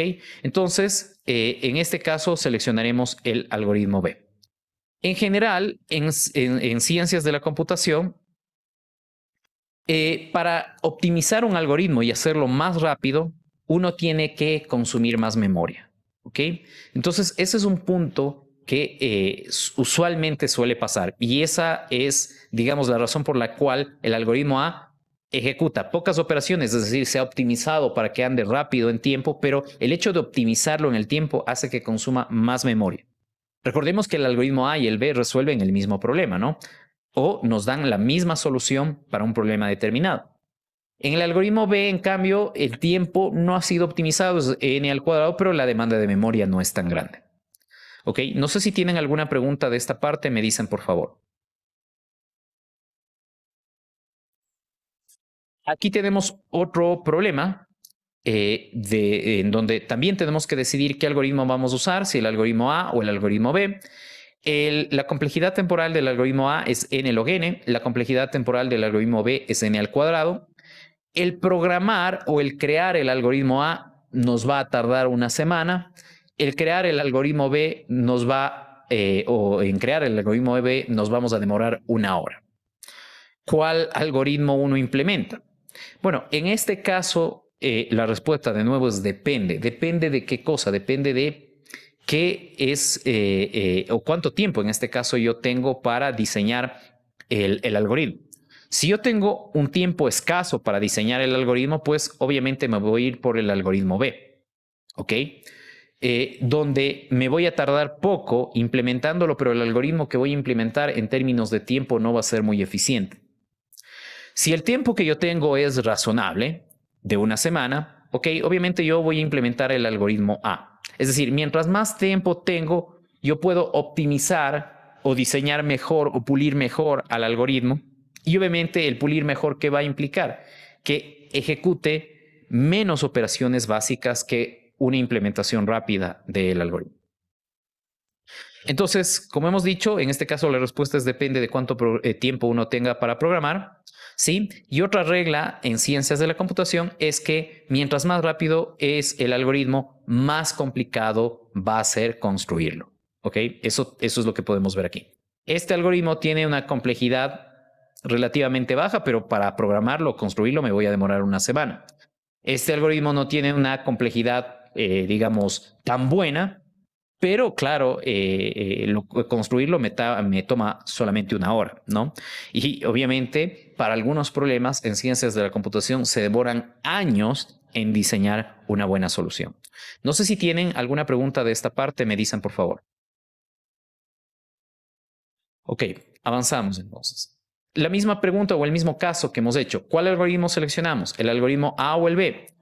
Ahora las condiciones son, el tiempo de ejecución del algoritmo A tiene un orden de crecimiento n por 2 a la n, el algoritmo B tiene un orden de crecimiento n al cuadrado. El algoritmo A encuentra la mejor solución para el problema, mientras que el algoritmo B encuentra una buena solución para el problema. La pregunta es, ¿cuál algoritmo seleccionamos? En este caso, y al igual que los anteriores, la respuesta es depende. Depende de si necesitamos para ese problema la mejor solución o la solución óptima, ¿ok? Cuando decimos solución óptima significa la mejor de todas las soluciones. Y aquí un punto importante de mencionar, usualmente la gente suele decir más óptimo y eso es incorrecto. No puede haber algo que sea más óptimo porque por definición el óptimo es el mejor. ¿Ok? Entonces cuando escuchen más óptimo, eso está dicho de manera incorrecta. No hay el más óptimo, hay simplemente el óptimo y algo que no es óptimo. Entonces, si para ese problema estamos o necesitamos la solución óptima, pues evidentemente no nos queda más que usar el algoritmo A. Pero si no necesitamos la solución óptima, sino solamente una buena solución, pues nos quedamos con el algoritmo B. Ahora, claro, ¿cuál es la diferencia entre A y B? El tiempo de ejecución. El algoritmo A tiene una complejidad temporal n, 2n, y el algoritmo B tiene una complejidad n al cuadrado. Evidentemente, el algoritmo A va a tardar muchísimo tiempo en resolver un problema. Y para problemas de gran tamaño, pues simplemente mi vida se va a acabar antes de que el algoritmo encuentre una solución. Entonces, el algoritmo A va a ser útil para resolver problemas de tamaño pequeño, mientras que el algoritmo B me va a permitir resolver problemas de gran tamaño. Claro, está al borde de ser ineficiente, pero digamos, el precio que yo voy a pagar por poder resolver ese problema de gran tamaño con el algoritmo B es que el algoritmo B no me va a dar la mejor solución, sino simplemente me va a dar una buena solución. Y esto es típicamente lo que nosotros hacemos en ingeniería, ¿no? Diseñar buenos algoritmos, no necesariamente los algoritmos que nos dan las mejores soluciones, porque esos algoritmos para muchos problemas tienen una complejidad exponencial. Entonces, un algoritmo que encuentra una buena solución, pero no necesariamente la solución óptima, es llamado un algoritmo de aproximación. Entonces, nosotros diseñamos o usamos algoritmos de aproximación. Los algoritmos de aproximación son generalmente más rápidos que los algoritmos que garantizan encontrar la mejor solución. Usualmente, no siempre, ¿no? Ok, entonces con esto hemos analizado algunos escenarios en función de diferentes criterios que tienen que ver con la complejidad temporal o espacial o el tiempo que nos demoramos en construir una solución o con el hecho de si el algoritmo que hemos implementado encuentra o no la solución óptima. Okay, entonces espero que esto haya abierto las luces que uno necesita a la hora de usar todo lo que hemos aprendido para seleccionar un determinado algoritmo de entre una lista de opciones para resolver un problema determinado. No sé si tienen alguna duda, me dicen por favor. ¿No? Ok, entonces vamos a avanzar. Ok, entonces tenemos una pregunta. A ver, dígame por favor. Lo que quería preguntar, ingeniero, es que cómo se obtiene esa función de O grande de la memoria, porque parece, o sea, en el algoritmo B parece solo un grado menor, pero en el algoritmo A no cuadra la misma lógica.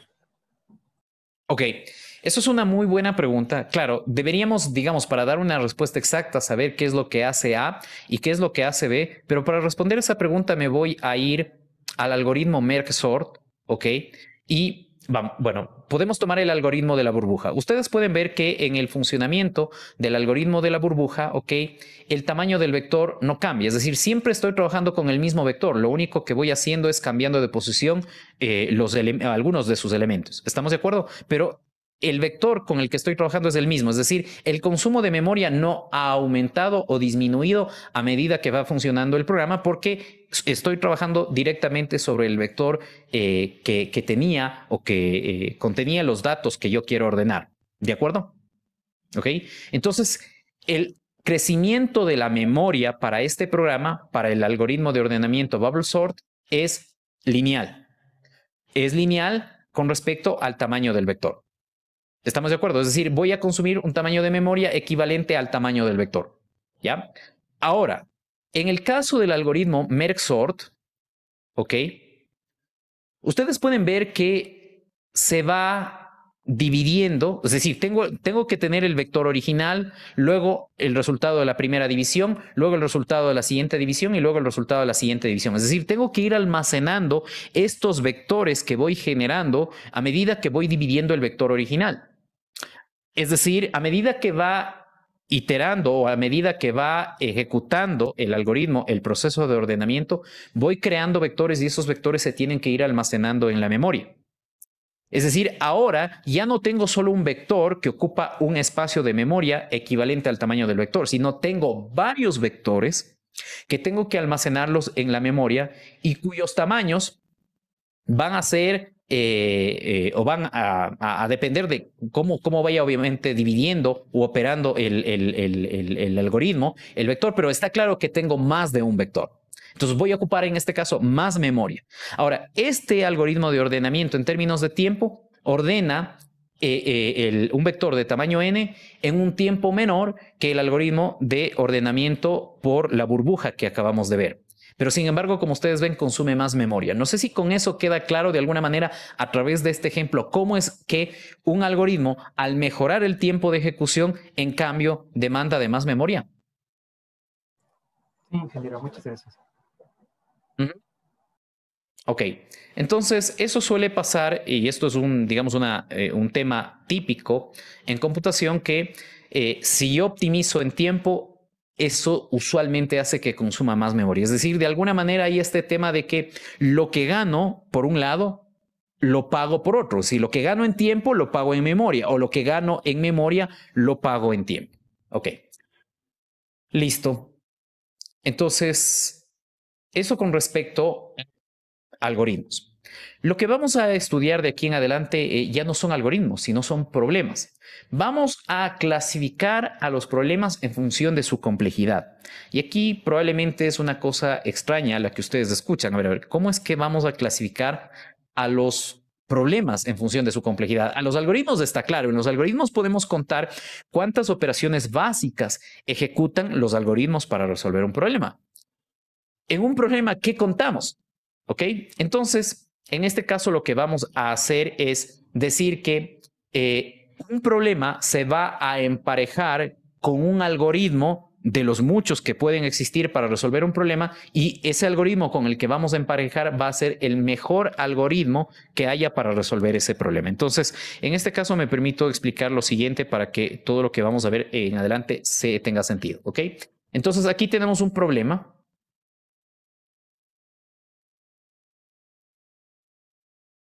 Un conjunto de un problema, y aquí tenemos el conjunto de algoritmos que resuelven ese problema. Entonces, nosotros vamos a decir qué tan complejo es un problema en función del mejor algoritmo que se tiene para resolver ese problema. ¿Ok? Entonces, si este es el emparejamiento que se hace, bueno, pues este de aquí es el mejor algoritmo para resolver el problema.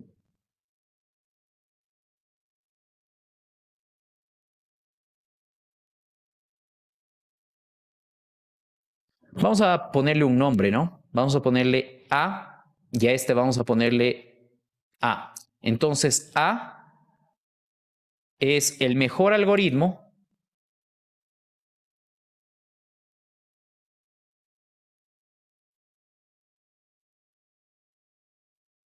es el mejor algoritmo para resolver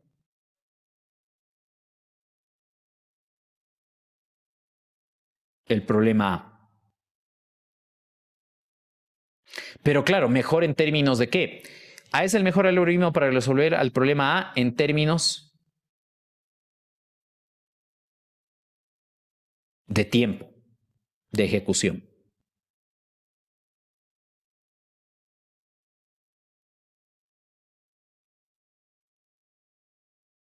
Entonces, esta es la forma en cómo nosotros vamos a decir si un problema es fácil o difícil de resolver en función del algoritmo que permite resolver a este problema de la manera más eficiente posible.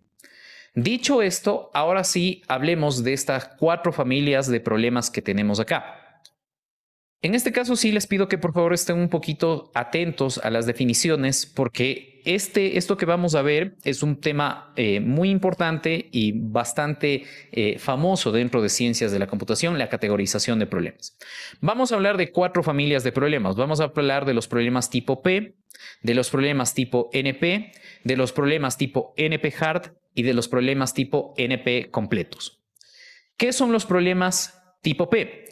Los problemas tipo P son problemas donde es fácil resolver un problema y dada una solución es fácil verificar si la solución resuelve o no un problema. ¿Ok? Entonces, en este caso vamos a poner fácil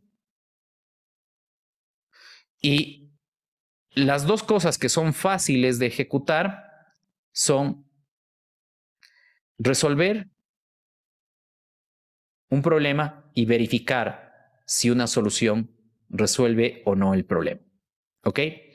Cuando decimos fácil, ¿qué implica el tema fácil? ¿Ok?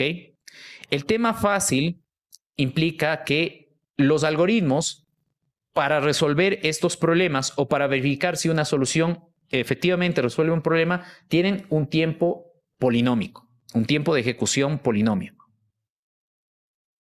Entonces, tiempo polinómico es lo que implica fácil.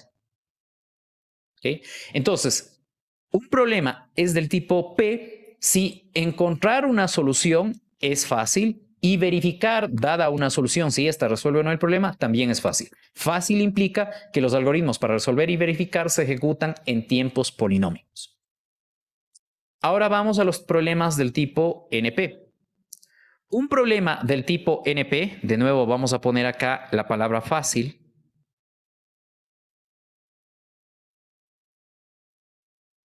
Un problema es del tipo NP si verificar una solución es fácil y ustedes se preguntarán, ¿y respecto de resolver? No sabemos. No sabemos si son fáciles de resolver estos problemas. Lo que sí sabemos es que estos problemas son fáciles de verificar dada una solución. ¿Ok? Entonces, de hecho, ya vamos a ver un famoso problema que se deriva de esto que he dicho. Entonces, estos algoritmos se llaman NP, donde NP no significa no polinómico, sino significa que estos algoritmos se resuelven en un tiempo polinómico no determinístico. Bueno, ustedes estudiaron en Fundamentos de Computación máquinas de Turing no determinísticas. ¿Ok? Entonces, estos algoritmos NP se resuelven con máquinas de Turing no determinísticas en un tiempo polinómico. Pero las máquinas de Turing no determinísticas es un concepto. Hasta ahora no hemos podido construir un computador que funcione de manera o como una máquina de Turing no determinística. Los computadores que tenemos funcionan como máquinas de Turing determinísticas. ¿Ok? Entonces, estos problemas tipo NP son problemas en los cuales verificar una solución se lo hace en un tiempo polinómico usando una máquina de Turing determinística y el tema de resolver un problema se lo hace de manera óptima, de manera fácil también, pero usando una máquina de Turing no determinística que, como hemos dicho, no se puede construir. En definitiva, los problemas tipo NP son problemas donde verificar si una solución satisface o no un problema o resuelve o no un problema es fácil. Mientras tanto que encontrar o resolver, más bien dicho, un problema, no se sabe si es fácil o difícil. Entonces, para este tipo de problemas, no sabemos si son fáciles o difíciles de resolver. Cuando digo difíciles, me estoy refiriendo a tiempos no polinómicos, ¿no? No sabemos si son fáciles o difíciles de resolver.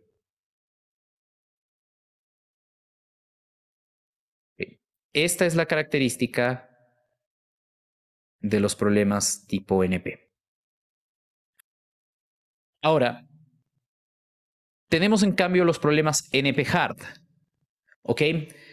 Está claro que los problemas del tipo NP forman un conjunto, ¿ok?, de problemas. Es decir, hay varios problemas del tipo NP. Nosotros decimos que un problema es del tipo NP-hard si cada problema del tipo NP, asumamos que aquí tenemos todos, una lista de todos los problemas del tipo NP. Entonces, y aquí tenemos nuestro problema B. Si todos los problemas de este conjunto NP se pueden reducir al problema equivalente B en un tiempo polinómico, entonces este problema B es un problema NP-hard.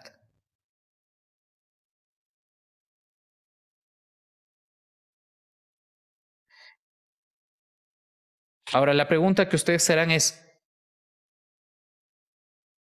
¿necesariamente este problema B tiene que estar fuera del conjunto NP?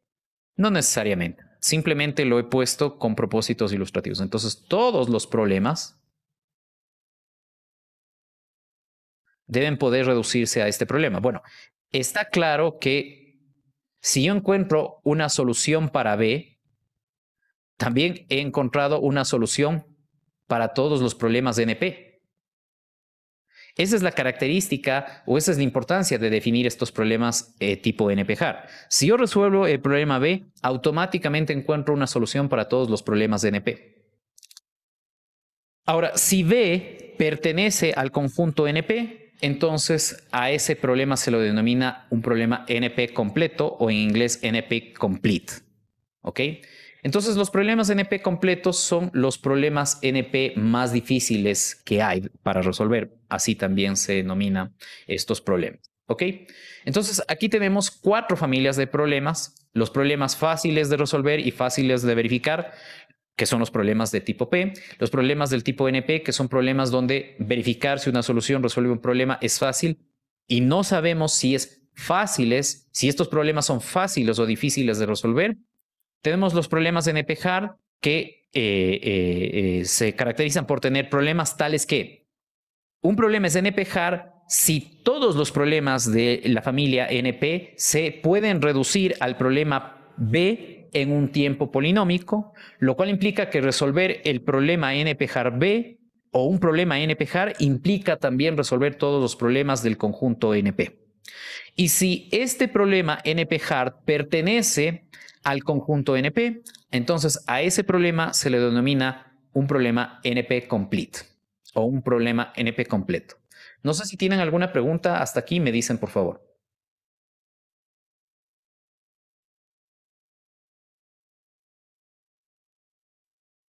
Bien, esto que hemos visto acá, veámoslo a través de este gráfico que tenemos en esta parte. Entonces, en este gráfico, nosotros podemos ver varias categorías de problemas o varios conjuntos de problemas. Primero tenemos los problemas que no se pueden resolver con computadores. ¿Ok? Me faltó mencionar en el caso anterior que aquí están los problemas que se pueden resolver con computadores. Mientras que acá están problemas que se pueden resolver con computadores y problemas que no se pueden resolver con computadores. Los problemas que no se pueden resolver con computadores son estos que están en esta región de la esquina superior izquierda de la pantalla. Entonces, nosotros ya vimos un problema al inicio de este curso que no se puede resolver con computadores y ese es el problema de la parada. Otro problema que no se puede resolver con computadores es dada una ecuación. ¿Tiene una solución de enteros de esa ecuación? Este tampoco es un problema que se puede resolver con un computador y en realidad aquí hay más problemas. Estos 2 problemas que se ponen aquí son simplemente ejemplos. No son los únicos problemas que no se pueden resolver con un computador. ¿Ok? Entonces, estos problemas los dejamos fuera de la categorización de problemas en función de su complejidad. Los problemas que entran a la categorización de problemas en función de su complejidad son aquellos problemas que pueden ser resueltos por computadores. ¿Ok? Pero claro, no todos estos problemas que pueden ser resueltos por computadores, digamos, son problemas que entran dentro de la categorización que hemos encontrado. Por ejemplo, el juego del ajedrez es un problema que sí puede ser resuelto por un computador, pero que no entra en la categoría o en la clasificación de los 4 problemas que hemos mencionado. Aquí tenemos los problemas NP complete, los problemas NP y los problemas P. Problemas del tipo P, encontrar la mejor ruta en un grafo. Esto lo veremos más adelante. Hacer un emparejamiento de patrones. Esto se usa dentro de Machine Learning. Es fácil. Corrección de errores. Esto es necesario para comunicaciones. Es un problema fácil de resolver. Calcular la transformada rápida de Fourier. Esto es un elemento o un procedimiento muy importante dentro de la teoría de comunicaciones y necesario para las comunicaciones. También es un problema fácil de resolver. Operaciones aritméticas. Encontrar el resultado de operaciones aritméticas también son problemas fáciles de resolver. Vamos a problemas que son fáciles de verificar, pero no sabemos si son también fáciles de resolver. Uno de esos problemas es la factorización de un número entero o encontrar los factores primos que forman un número entero. ¿Ok? Entonces, un ejemplo de este problema es decir que 15 tiene o se forma como resultado de multiplicar 5 y 3. ¿Ok?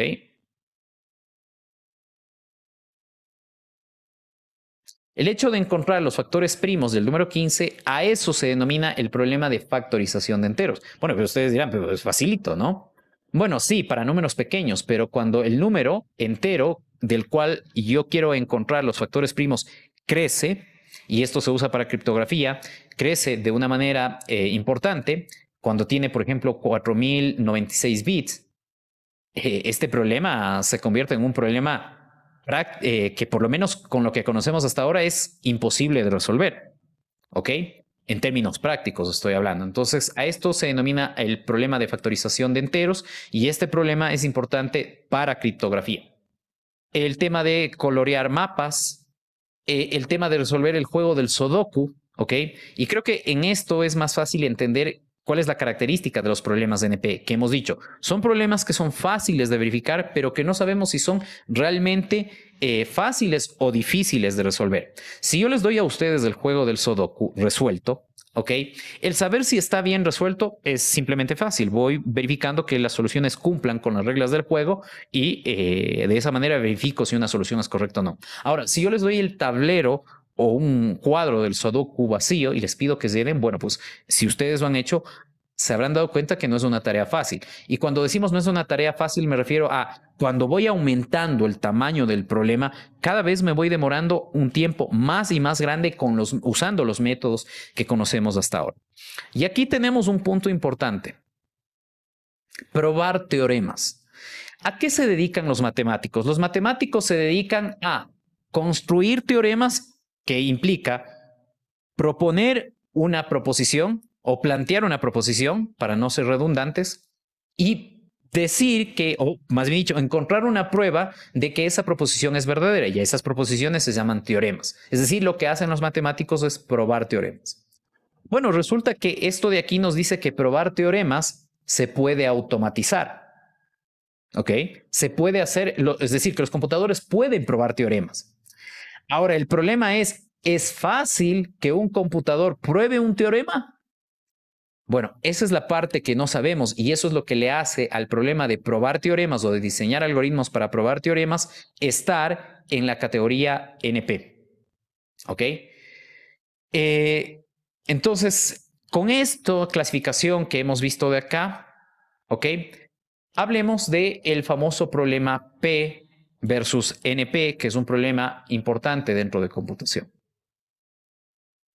Aquí tenemos nuevamente dibujados los dos diagramas, más dicho, dibujados dos diagramas, en donde, como ustedes pueden ver, en el eje vertical está la variable complejidad, ¿ok? Y están las familias de problemas o los conjuntos de problemas en función de las categorías que hemos analizado. Los problemas de baja complejidad en la solución son los problemas del tipo P. Si aumento en la complejidad, entro a los problemas NP. Si los problemas NP, digamos, agrupo los problemas NP que son más difíciles de resolver, tengo los problemas NP complete y luego tengo los problemas NP hard. ¿Ok? Ahora, esta columna que estamos analizando es asumiendo que los problemas P son distintos de los problemas NP. Ahora, esta columna de acá, en cambio, es asumiendo que los problemas P son iguales a los problemas de NP. Y ya vamos a darnos cuenta qué implica que P sea diferente de NP o que P sea igual a NP. Si los problemas P son iguales a los NP y son iguales a los NP complete, bueno, pues acá solamente tengo, ¿sí? O todos estos problemas, NP complete, NP y P, tendrían la misma complejidad. Y los problemas de NP hard sí tendrían una complejidad mayor para ser, o serían más difíciles de ser resueltos que los P y los NP y los NP complete en consecuencia. ¿Qué significa entonces que P sea distinto de NP? Que P sea distinto de NP significa que decir que hay problemas que son fáciles de verificar en la solución, pero que son difíciles de resolver. Y que P sea distinto y que P sea igual a NP significa que sí, los problemas que parecían difíciles de resolver, en realidad solo parecían difíciles de resolver porque en realidad son fáciles, perdón, que parecían, sí, difíciles de resolver, son en realidad fáciles de resolver y fáciles de verificar. ¿Ok? Entonces, el problema de P versus NP implica o dar una respuesta a este problema implica decir que esto se cumple, es decir, que P es distinto de NP o que P es igual a NP. En eso consiste el problema P versus NP. Este es un problema famoso dentro de computación y de hecho quien dé una respuesta para este problema se ganará $1.000.000 porque este es uno de los 7 problemas del milenio, denominado así por el Instituto de Matemáticas Clay de los Estados Unidos, que por su relevancia, por su importancia, creó una lista de 7 problemas, ¿sí?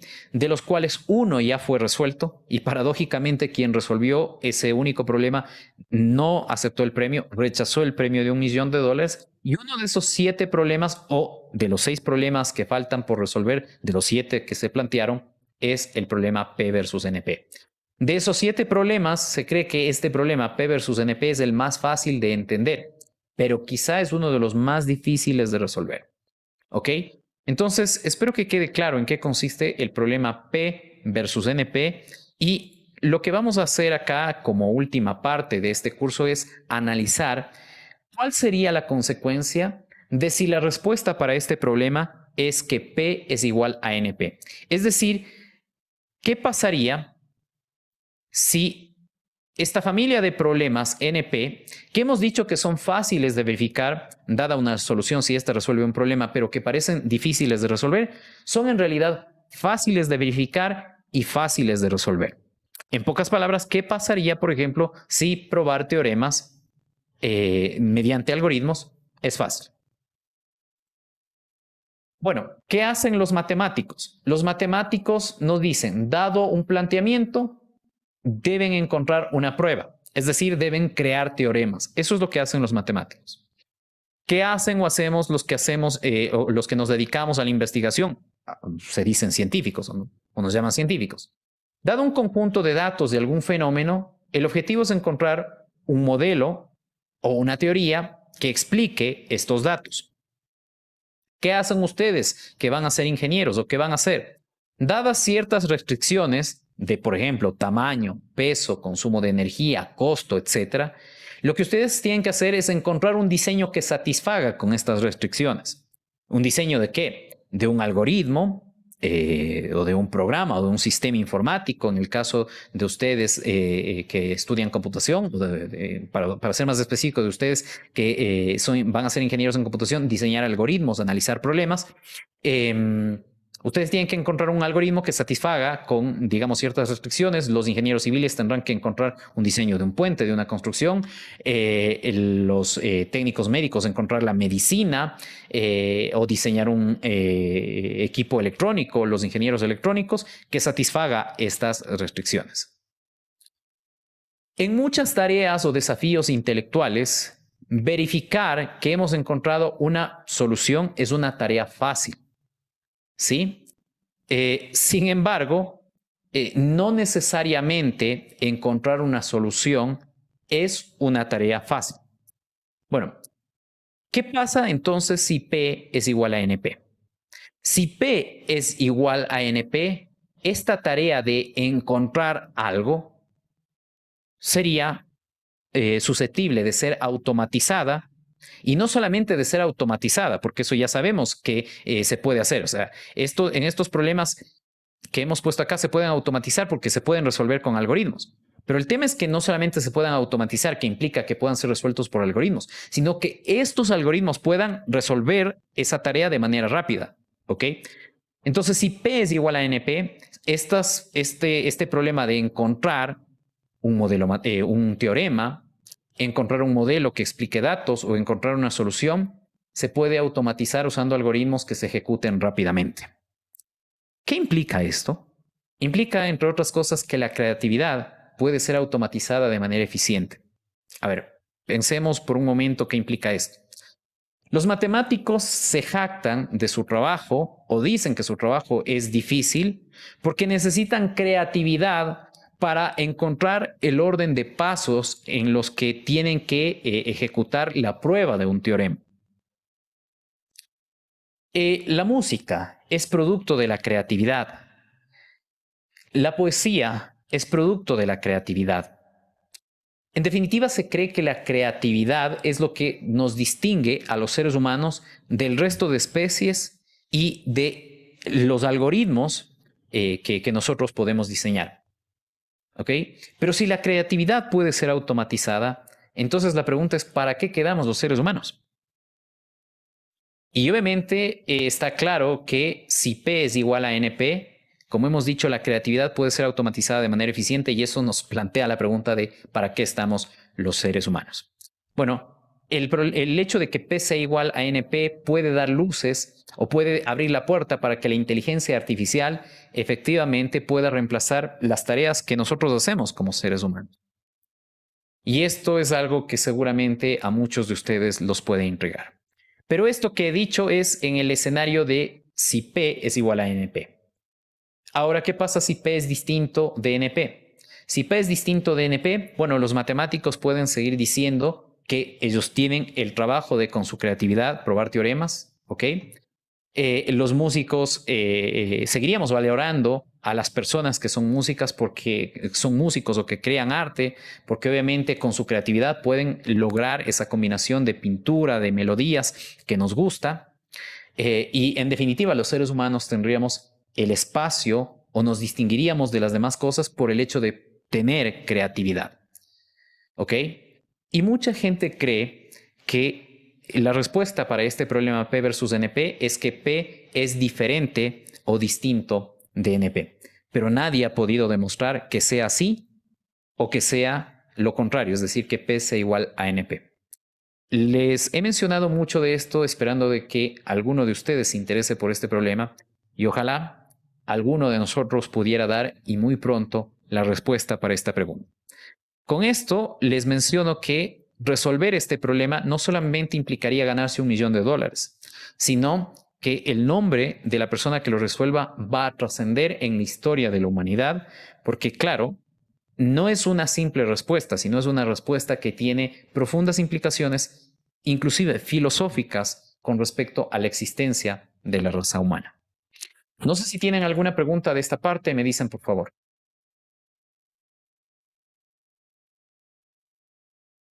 Bien, sin más preguntas o sin tener preguntas en esta parte para resolver, vamos a considerar este último caso, ¿sí? de los problemas que acabamos de analizar y con eso vamos a terminar. Vamos a considerar que tenemos el problema que consiste en encontrar una suma de los elementos de un subconjunto. Entonces, en este caso, dado un conjunto S formado por números enteros y un entero objetivo o un entero target, el objetivo es encontrar un subconjunto del conjunto S cuya suma sea lo más cercana posible a T sin sobrepasar el valor de T. Aquí tenemos un conjunto S formado por los elementos 1, 3, 4, 6, 13 y 42 y hemos seleccionado un umbral de 12. El objetivo es en este caso escoger el conjunto o el subconjunto de S cuya suma de elementos se acerque lo más posible a 12 sin sobrepasar 12. Entonces, para este problema, un subconjunto que satisface esta solución sería, o que satisface este problema sería 1, 4, 6, o una posible solución sería 1, 4 y 6. ¿Por qué? porque los elementos 1, 4 y 6 suman 11 y 11 es lo más cercano que yo puedo llegar a 12 con los elementos del conjunto de S. ¿Ok? Si el tamaño del conjunto S es n, es decir, si n tiene elementos, entonces nosotros sabemos que hay un total de 2 a la n subconjuntos que se pueden obtener a partir de este conjunto S. Sabemos también que toma un tiempo polinómico el listar cada uno de los subconjuntos. ¿Por qué? Porque para crear un subconjunto yo digo, el primer elemento va o no va, el segundo elemento va o no va, el tercer elemento va o no va. Es decir, tengo que ir iterando sobre estos n elementos y eso tiene un crecimiento lineal en el número de comparaciones. ¿Ok? Ahora, un algoritmo que evalúe cada uno de los subconjuntos para saber si la suma de sus elementos es menor o igual que el umbral que he seleccionado, va a tener una complejidad n por 2 a la n. ¿Ok? Evidentemente, este tiempo es ridículo, sobre todo cuando queremos resolver este problema para tamaños de conjunto grande. ¿Podemos hacer mejor que este algoritmo? Bueno, podemos utilizar un algoritmo que se denomina ambicioso. Este algoritmo ambicioso es un ejemplo de un algoritmo que no nos da necesariamente la solución óptima, pero sí nos va a dar una buena solución. Entonces, este algoritmo tiene como entrada el conjunto S y el entero que yo seleccioné como umbral. Y nos va a devolver un vector que va a contener algunos elementos de S. Entonces este algoritmo empieza asignando a la variable m el valor de 0, mientras m sea menor o igual que t y el conjunto de elementos S sea distinto de vacío, se ejecuta este procedimiento. Se asigna a m el entero más grande en S que es menor que t. ¿Ok? Luego se añade m a la lista L y este elemento m se remueve del conjunto S. Y luego lo que se hace es actualizar el umbral t por el umbral que tenía menos este m, ¿no? Y esto se repite de manera iterativa. Entonces, con este caso, o de esta manera, yo genero una lista que no necesariamente va a contener la solución, que no necesariamente corresponde a la solución óptima, pero que sí me va a dar una lista de números que van a satisfacer con la condición del problema de que sean menor, cuya suma de elementos sean menores que t, lo cual implica que no sobrepasan. En este programa que les he compartido, ustedes pueden ver el funcionamiento de este algoritmo. Para este algoritmo, ¿cuál es el tiempo de ejecución? Bueno, este algoritmo tiene que encontrar el número máximo entre n enteros. Luego tiene que encontrar el número máximo entre n-1 enteros porque eliminé el número máximo de la lista original. Y luego tienen que encontrar el máximo entre n-2 enteros y así sucesivamente hasta que S esté vacío o ya haya completado la lista de elementos cuya suma es menor o igual que el target que he definido. Encontrar el máximo entre n enteros tiene un número de operaciones básicas n. Encontrar el máximo entre n-1 enteros tiene un número de operaciones básicas n-1 y así sucesivamente. Bueno, esta función de aquí es igual a esta expresión que ya la conocemos y esta expresión tiene un orden de crecimiento en el cuadrado. Este algoritmo greedy se ejecuta mucho más rápidamente que este algoritmo que me permite encontrar la solución óptima, ¿ok? Pero claro, el precio que pago es que no necesariamente este algoritmo greedy o ambicioso me devuelve la solución óptima. Y para el mismo problema, entonces, usamos ese algoritmo, ¿ok? Entonces, los números que vamos a considerar ahora en la lista son 4, 4, 6, 7 y 10 y el target es de 20. En la primera iteración seleccionamos el número más grande que es 10, ¿ok? Entonces, ese número lo quitamos de la lista y le restamos de 20. Entonces, ahora tengo que seleccionar los números entre 4, 4, 6, 6 y 7 y el umbral va ahora a ser 13. Entonces, el número que vamos a seleccionar, el número más grande entre 4, 4, 6, 6 y 7 es 7. ¿Ok? Ahora la suma es 17. ¿Ok? Y en este caso... Perdón, el t en este caso no actualizamos. 17 es menor que 20, ¿ok? Y en este caso, o más bien dicho, sí, sería, el target sería 10, perdón. El target sería 10. Entonces, 7 es menor que 10, ¿ok? Y en la siguiente iteración tengo que escoger un número que sea el más grande entre 4, 4 y 6, pero que no sobrepase el número 3 y no existe ningún número. Entonces los números que se seleccionan son 10 y 7, que dan 17. Ok, en este caso la mejor solución es si se puede encontrar una combinación que dé 20. La solución que hemos encontrado es 17. Por lo tanto, nosotros hemos encontrado una solución que con respecto a la óptima tiene un 15% de error. Esa es la diferencia, o más dicho, ese es el precio que tengo que pagar usando el algoritmo greedy con respecto al uso del algoritmo que me permite encontrar la solución óptima. Pero claro, el tiempo de ejecución del algoritmo greedy es muchísimo menor que el del algoritmo que me permite encontrar la mejor solución. Listo, con esto hemos concluido este tema. Espero que todo lo que hemos visto nos den luces a la hora de analizar algoritmos y de esta manera pues ustedes sean capaces de, usando esta teoría, poder escoger en términos de eficiencia en tiempo o consumo de memoria un algoritmo para resolver un problema determinado. Muchas gracias, eso es todo por esta clase.